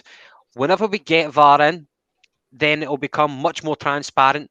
And whenever we've got these gripes about the referees, and as you said, the stats do not look pretty at all. It's a very, very imbalanced story that it paints, that it illustrates. So as soon as we get VAR in, it can hopefully put a stop to that, and the referees will get called out for the alleged bigotry that goes on in Scotland. But then you see the VAR stuff in down south, and well, probably just down south. So all the mistakes you see in the Premiership and stuff, that it doesn't get called up on your Sky Sports or on your Dermot fucking whoever the guy is on Sky Sports. So who's going to be running VAR in Scotland? Is it going to be fucking Bobby Madden's retired for refereeing? He's going to be a VAR guy. Who? No, but it's a serious fucking thing. But so the VAR in England is still not working perfectly, right? And there's been an argument for years and years and years that VAR has been in international rugby for 10, 12, 15 years, right? The English Premiership, Spain, Europe, Champions League have never, ever, ever been in contact with the Rugby League or the Rugby World Cup or whatever it is, but they consistently make mistakes every single fucking week. So, okay, Scotland bring in VAR, the top 12 clubs bring in VAR. Who's in the studio making these decisions? Is it going to work? Is it going to fucking work? I don't think so, man. Do you think it'll get worse, or do you think it'll get better? I think I'll probably get better to a certain extent, but no, if Bobby Madden sitting me a Rangers tap on in fucking East Kilbride and John Beaton sitting me a sash on in Bellshill, no, I don't think it'll work, because without offending anybody on Facebook that I don't really give a fuck about, then it's all over media that the SFA and the referees are clearly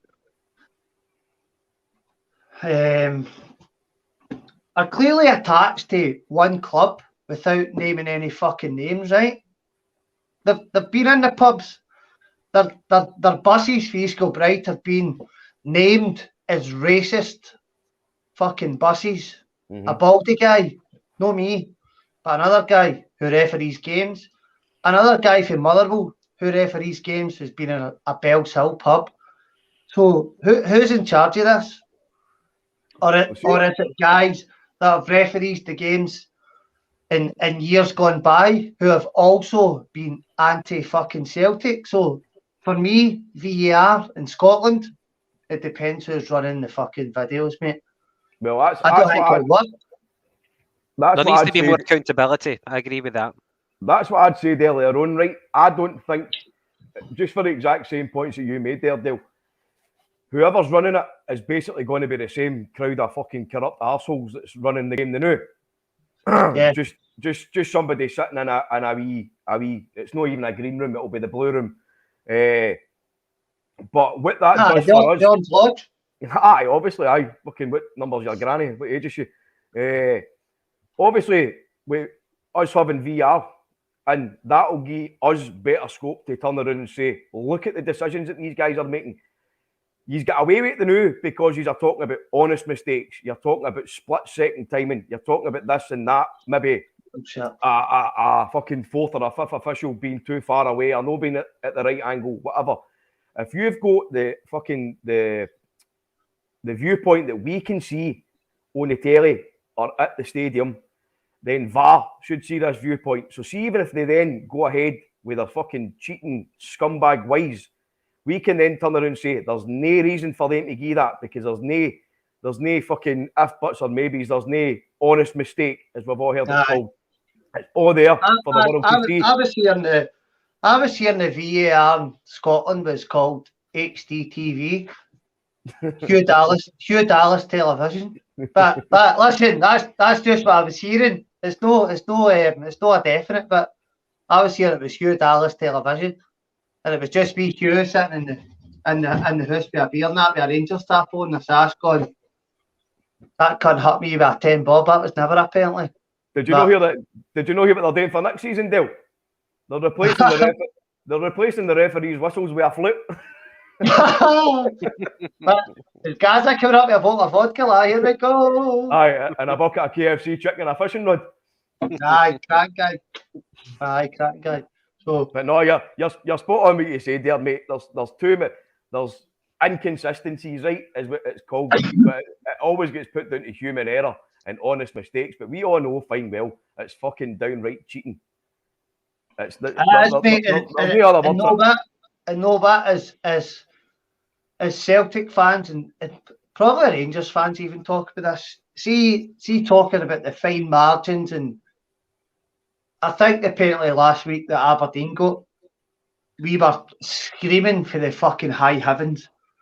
Never a penalty. And then I've watched the Kyogo one back, the Livingston one. I'm going, that's fucking embarrassing. We're Celtic fans. I hope you agree with me. That was embarrassing. That was a fucking slap me heat. No, Dale, no. That's the thing, man. You need to be honest about it, man. Mate, I'm totally honest. He lifted his hands. By rules, it's a sending off and it's a penalty. Good enough, right? But me, man, there's no much difference in it, man. Kyogo was being very, very cute. There's a total difference in it, right? See if that had been a moment where there was no contact, I would have probably covered my eyes and went, for fuck's sake, that was a bit dramatic, that. But the guy slapped him, right? There's no ifs, buts about it. Never slapped him. He did slap him. The guy's 6'4", and we Kyogo can't even scare one of his players dressed up in a Halloween mask. You know what I mean? That's how timid this wee guy is, and he's been slapped by a 6'4" thug. But do you know what? See with the referee that was in place here, he's probably had to make a meal to get that penalty. He's probably had to have put it. Big Bobby. Your Bobby, aye. Big Bobby. Aye, fucking dick. I've heard Kyle got likes of Bobby. Anyway. So.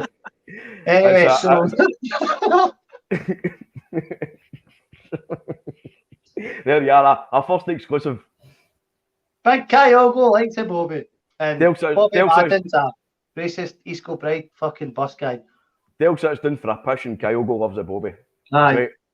I've been pissing all night, I've not even moved.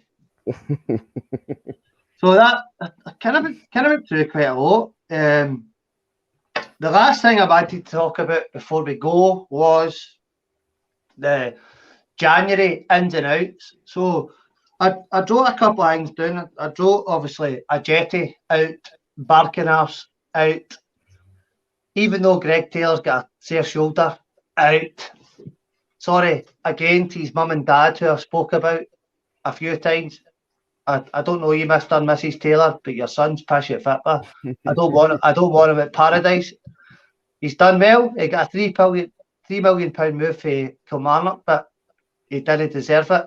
Should send him to Rotherham. So January. Aye, that's a bit harsh for Rotherham, man. I hope you don't fucking sign him. He's shite.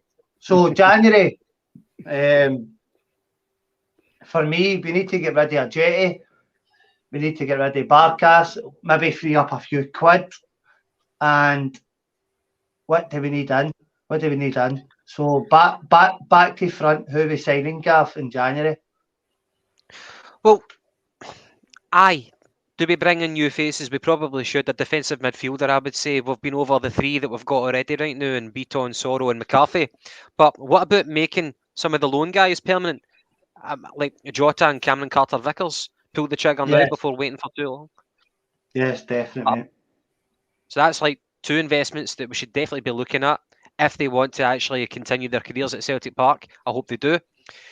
I don't know who'd be the more ambitious, Cameron Carter-Vickers or Jota, because Vickers had a taste of it doing in the EPL, whereas Jota has been on the books at Benfica. It was Benfica, and then he went over to Rayo Vallecano in La Liga. So I think Jota's probably more likely of the two to sign for Celtic. But apart from them, I would definitely target a defensive midfielder. Is it Jota's also sang live with Elton John, so sorry, mate. I had to get that in there. Sorry. I can't lie. No more of your time. Aye, good singer, mate. Aye, but aye, Jota's a definite, mate. Aye. Dale, can I say one thing to you? Yes. See, if you take away a Jetty though, the only proper centre forward that you've got is Giakoumakis. So if Giakoumakis gets injured and you get rid of a Jetty, then you've only got the wee Halloween ghost of Kyogo, who apparently. Mate, how bad was that? How shocking was that? Ghost. Oh man. I'm going to do this shit every Wednesday, man. This is brilliant. Listen, the only stipulation is that fucking I need a case of wine here and all, mate, because I'm sitting I definitely don't start the fucking Facebook lives. Aye, no, fuck, or Skype, you bastard. So I would just beware of gutting out some of the players until we get in reinforcements. But Jota, sorry, Ajeti, 5 million is probably on good wages. He's not going to make it a Parkhead. So getting a cheaper replacement, I'd be happy with that. Aye, I'd be happy in a way. So what you think, Paddy? So if you run through the team now, so are you quite happy with Joe Hart and Bain at the back? No. No. Fuck's sake, we never go far there. Well, listen, fucking, you asked the question, I'll answer it. Right, Joe Hart, mate, tremendous. The guy's been a revelation in goals, especially coming for last season where fucking barking arse, as you've called him, that's his name. That's his real name. That's his real name, man. Right. I would rather try and roll fucking Packy Boner out than fucking play that guy again. But no, he's fucking garbage, man. He just needs to go and fucking jump fucking on a train or something and go away somewhere, just go up the mountains or something. Clean the big striker's boots. Even he probably fucked that up. I know he probably gave him the wrong boots back or something. Clean his hiking boots to get him to Glasgow Airport. Get the fuck. You got a problem with Greeks here, is that what it is? I'm absolutely non-racist apart from hating the Greeks. apart from their food. Their food's cracking. But barking arse and Giakoumakis, they fuck. As long as other guys are fucking smashing. Cheers, guys. As long as Barkas isn't making it, we'll be all right. But no, listen, Joe Hart, stand out in goals, total leader, great presence at the back. He's doing wonders now. I definitely would like to see a backup goalie because Bain is just he's not even as good as a steady Eddie. Do you know what I mean? He just doesn't offer anything. No. I'm not too bad with.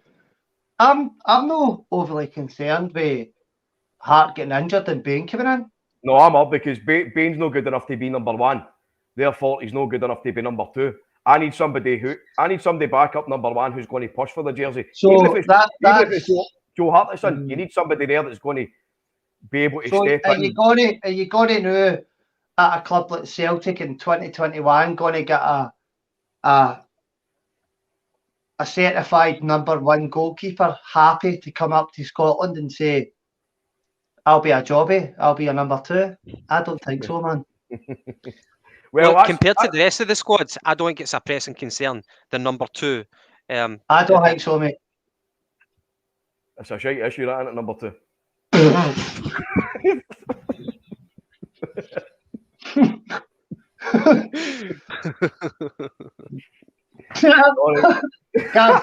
Fucking hell, Paddy. See, the next time you can on this, can't tell me I'm not going on. I'm fucking used to Paddy now, man. Gav's this podcast is taking a serious downward turn, isn't it? For fuck's sake. It's every week with that fucking Paddy cunt. Mate, I can't help it. I'm a pure Celtic da, mate. I've got the pure heavy shite Celtic da part. Alright, just leave me. Mate, I was saying, mate. Let me have I've been on talking shite, drank wine, drank colours of Budweiser, mate. Your fuse will be banging tomorrow. Mate, I'm sober. I don't like it. I don't like this. I need to get back to being push Paddy on these podcasts again. Aye, definitely, mate. Definitely. Causing Dave Star jumps with your wee Bobby out, man. Like, oh! I'm a puppy. I'm not sure that. You're like, I'm not sure, they're tail sat down for a fish again. I'm not Anyway, sure, we've my got wee a button wee mushroom, mate. I'll be jumping about with my Cokie Mizuno boxers on. Aye, so I think what we're talking about now, man. Talking some passion. How Okay. long's that? 1 hour and 34 minutes. Can't believe that's happened. We've still got another 2 hours left. The last thing I wrote down was players out and players in. That's the last thing I wrote down.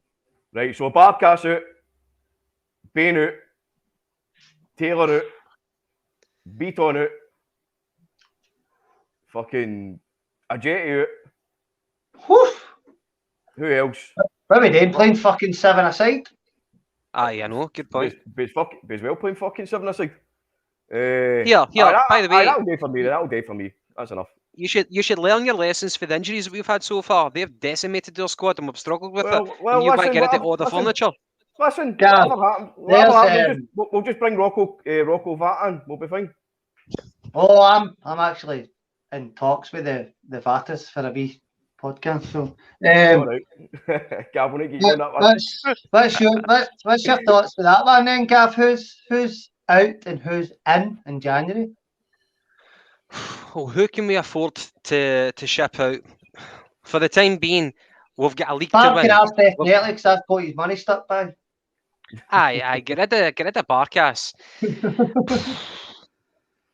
Get rid of Barkas. We can get rid of. I wouldn't get rid of Greg Taylor right now. It's the wrong time to sell an asset like that. We bought him for $3 million. He's an international. You don't get rid of him right now. And yeah, asset. what did I? An asset. You see asset there? An asset. Greg Taylor's an asset. A financial asset. $3 million we bought him for. We paid $3 million for him. Aye. Right. Okay. Fuck. Who would we get rid of? I would get rid of Sorrow.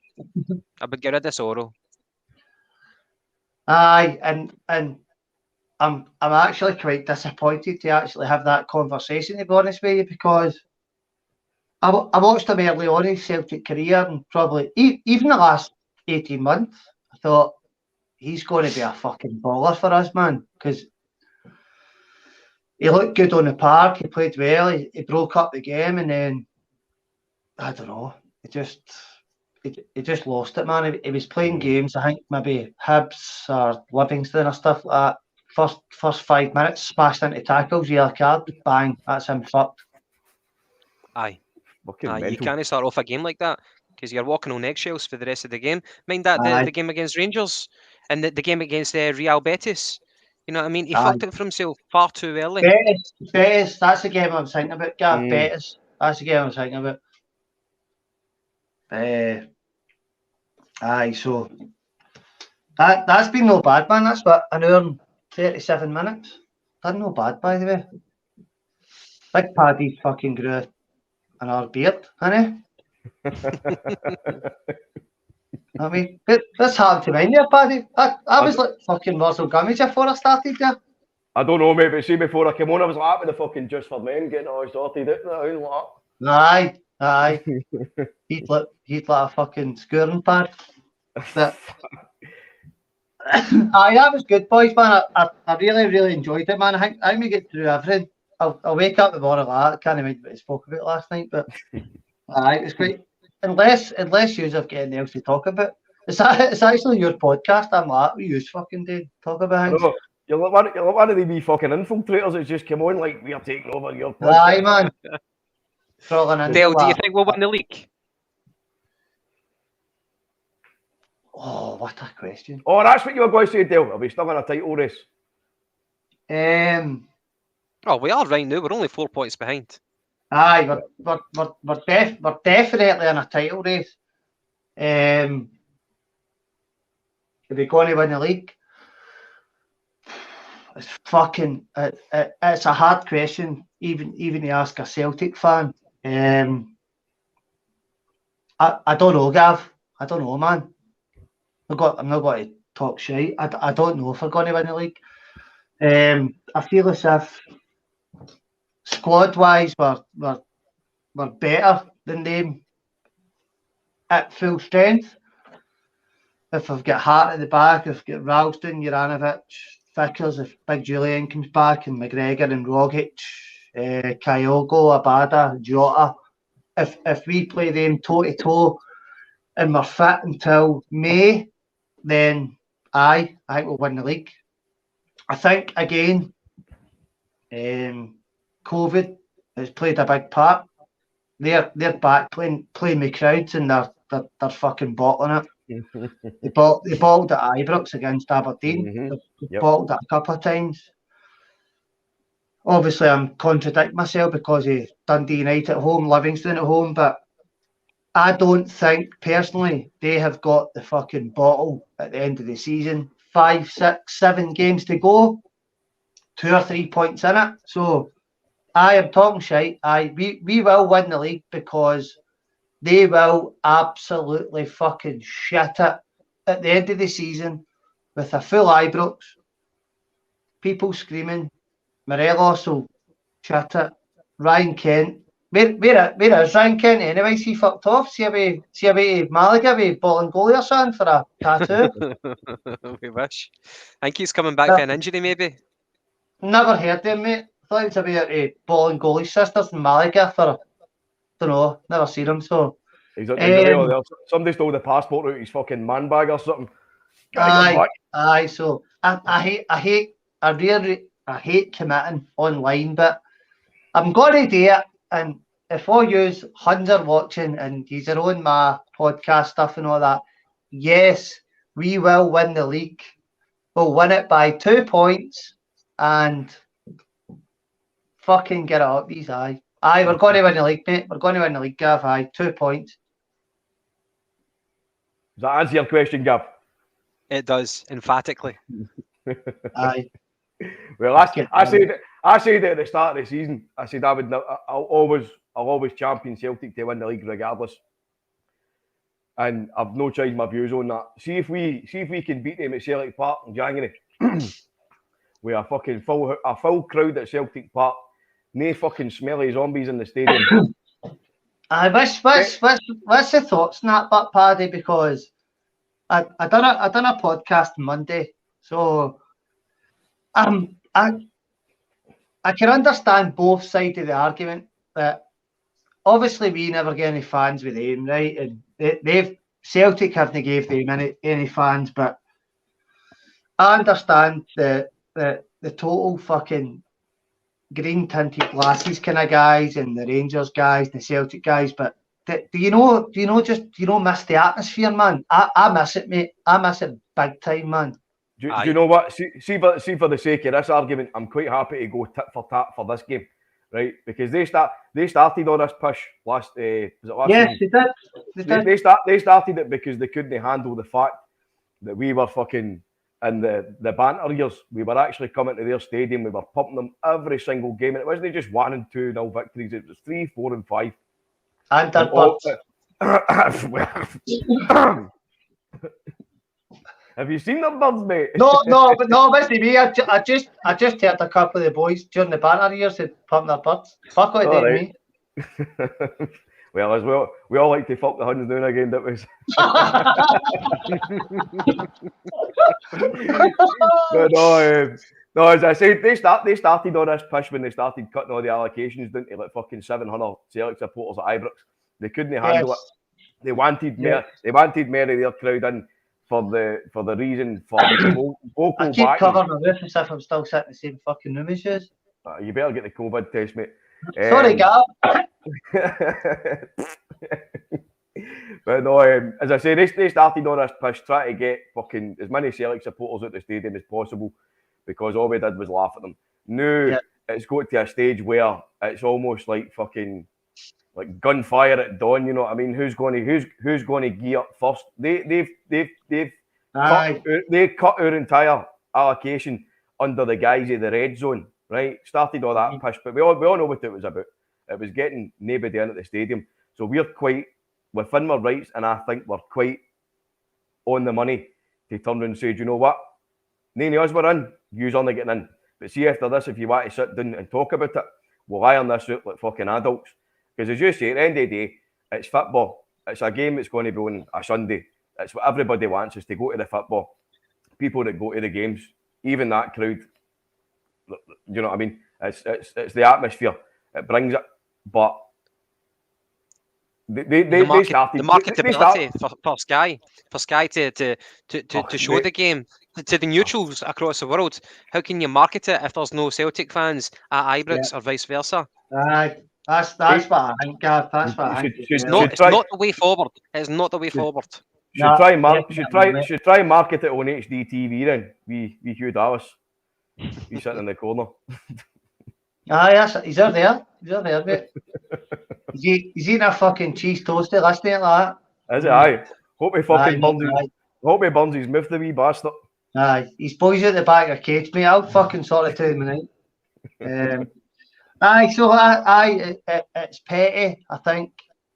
I seen the announcement the other day and I thought, it's fucking disappointing. As you say, I think we should just come to a gentleman's agreement. There's obviously been, I think, possibly 6,500 at Ibrox and 8,000 maybe at Parkhead, which has been the kind of the regular quota in the last fucking 25 years. So, aye, mate, I miss it. I can understand why fans don't want them there because of the way they fucking treated us. But you look at the Ibrox the last few weeks and the away fans been there, and you look at, well, no Livingston, it was only Tony Macaroni's day out, wasn't it? And Saturday there was 23 people there with fucking pizza vouchers, but aye, but that was only because they get lost going to fucking the shopping centre.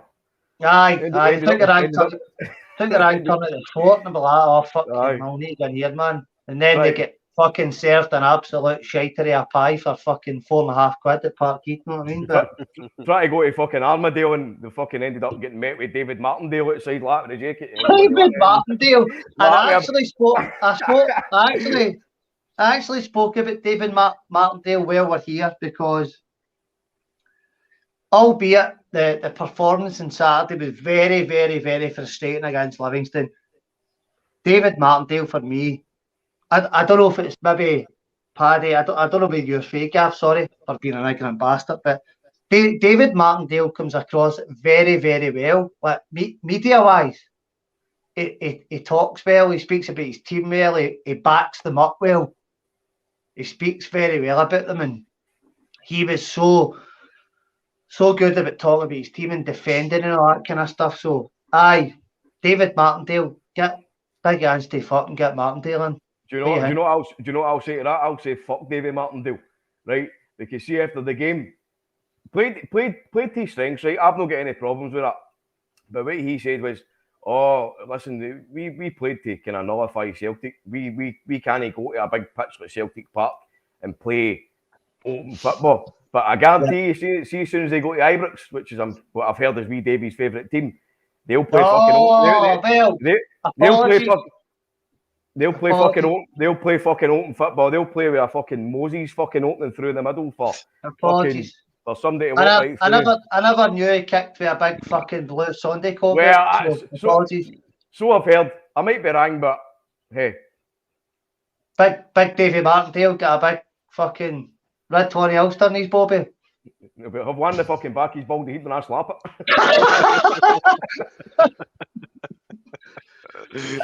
Well, honestly, man, apart from the terrible Facebook attempt at the start of the night, we've kind of kicked through quite a lot, man. We're 1 hour and 48 minutes. I've just seen my bird's fucking stiletto coming through the roof here. But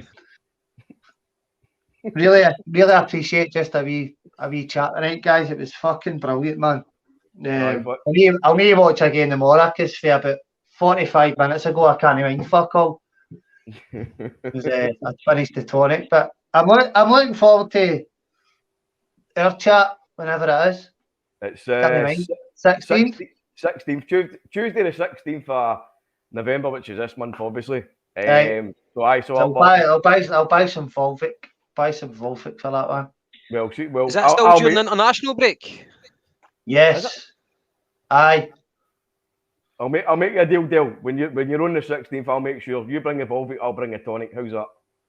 Well, listen, I'm quite happy just to come to your bit and we'll just jump on the same bit. You know what I mean? No bother.